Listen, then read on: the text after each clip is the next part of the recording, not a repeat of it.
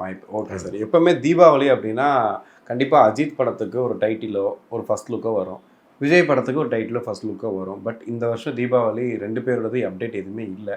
ஒரு பக்கம் இவருக்கு ஜனநாயகன் ப்ராப்ளம் இதெல்லாம் பார்க்குறோம். பட் இந்த பக்கம் ஏன் எதுவுமே வரல அஜித் சார்ட்டு? இல்லை, அது இன்னும் அவங்க ஃபைனலே பண்ணலையே. இன்னும் தொடர்ந்து ஏதோ ஒரு சிக்கல் அதுக்குள்ளே இருக்குது. அது என்னன்னு வெளிப்படையாக பேச மாட்டேங்கிறாங்க.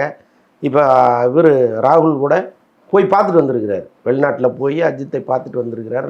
ராகுலும் ஆதிக் ரவிச்சந்திரன் தான் போயிருக்காங்க. அங்கே என்ன பேசுனாங்கன்னு நமக்கு தெரியல.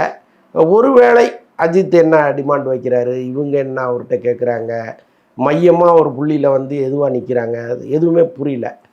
பட் இதுதான் குழுங்கிற அளவுக்கு ஃபைனல் பண்ணிட்டாங்க. ராகுல் இருக்கார், ஆதிக் ரவிச்சந்திரன் இருக்கார், அஜித் இருக்கார். இந்த குழு இதுதான் முடிவு பண்ணிட்டாங்க. அதை தாண்டி உள்ளே ஏதோ ஒரு சிக்கல் ஒன்று ஓடிட்டே இருக்குது. ஸோ அதனால தான் அவங்க இம்மீடியட்டாக அறிவிக்க முடியாமல் இருக்காங்க. இப்போது ஒருவேளை ஜனநாயகன் தீபாவளிக்கு வர மாதிரி இருக்குது. ஏதோ ஒரு ஃபஸ்ட்டு சிங்கிள் வர்றதா சொல்கிறாங்க. ஓகே. ஒருவேளை வந்துச்சுன்னா எப்போவுமே வழக்கம் அதுதானே. இது ஒன்று வந்துச்சுன்னா அஜித்லேருந்து இன்னொன்று வரும்.